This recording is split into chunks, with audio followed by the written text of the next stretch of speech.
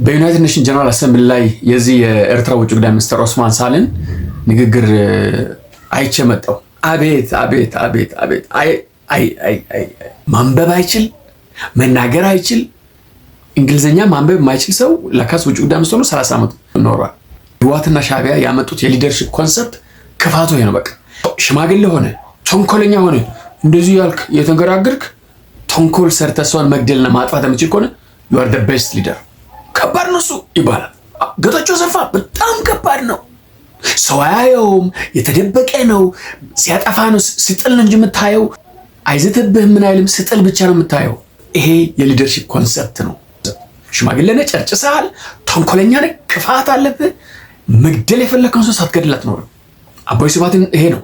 ኦስማን ሳሌ ይሄ ነው። ኢሳያስ አፈወርቂ ይሄ ነው። ደብረጽዮን ይሄ ነው።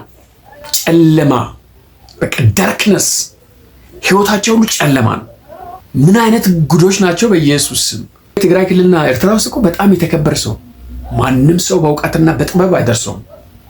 ከሰለሞን በላይ ጥበብ አለው የሚባል ሰው ነው ኦስማን ሳሌ ማለት። ማንበብ አይችልም አንድ በሉ። ስለምን እንደሚያነብም አያውቀውም። ፔሬዱ ላይ ደርሶ ዝም ብሎ አልፎ ትሄዳልና ስለሚቀጣጠል ስለምን እንደሚያወራ መረዳት አትችልም። ፓንክቹዌሽን የቱ ጋር እንደሚሰራ አያውቅም።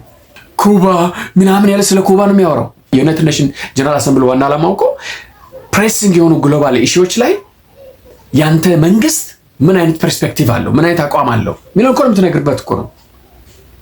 አገሬ ውስጥ እየተከናወነ ያለውን ነገር ለዚህ ዓለም የሚጠቅም ነገር ካለ ሪከርድ እንደምታደርግበት ነው።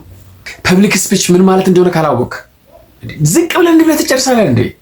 ቶንን አትቀይርም? የቦዲ ሙቭመንት ኦዲየንስ ጋር ኢንተራክት የምታደርግበት መንገድ የለም እንዴ? አንድም ቀን ስለ ፐብሊክ ስፒች 30 ዓመት ውጭ ጉዳይ ሚኒስትር ሆነ ተኖራለህ። ከዛ ለምን ይላል ብሬን ድሬን እና ኢሚግሬሽን ምናምን ይላል። ኤርትራስ ምን አይነት ብሬን ነው ያለው? የትኛውም ብሬን ነው ድሬን የሆነው?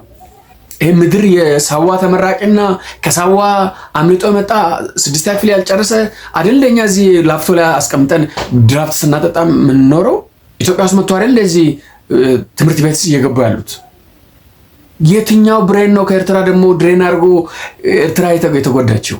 የት ትምህርት ቤት አለ? ዩኒቨርሲቲ አለ? ስኩል አለ? ምንድን ነው ያላችሁ?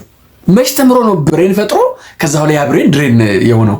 ምን አይነት እንቅልፋም ሀገር ነው በመድኃኒዓለም። እሱንም በስንት መከራ ተንትባትቦ አነበበው መሰላችሁ። አንድ የዶሮ ያክል ብሬን አለ ኤርትራ ውስጥ።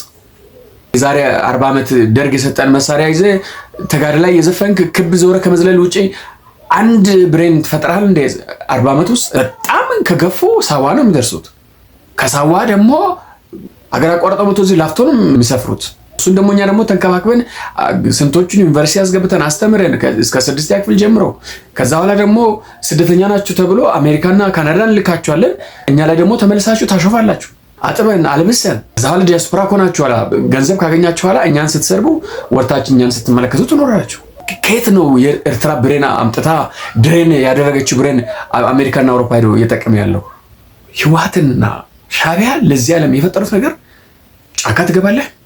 ዓለም ተፈጥሮ ዓለም የሚያበቃው ጫካ ውስጥ ነው። ስልጣኔ ተፈጥሮ ስልጣኔ የሚያበቃው ጫካ ውስጥ ነው። እውቀትና ጥበብ ተፈጥሮ እውቀት የሚያበቃው እዛ ጫካ ውስጥ ነው።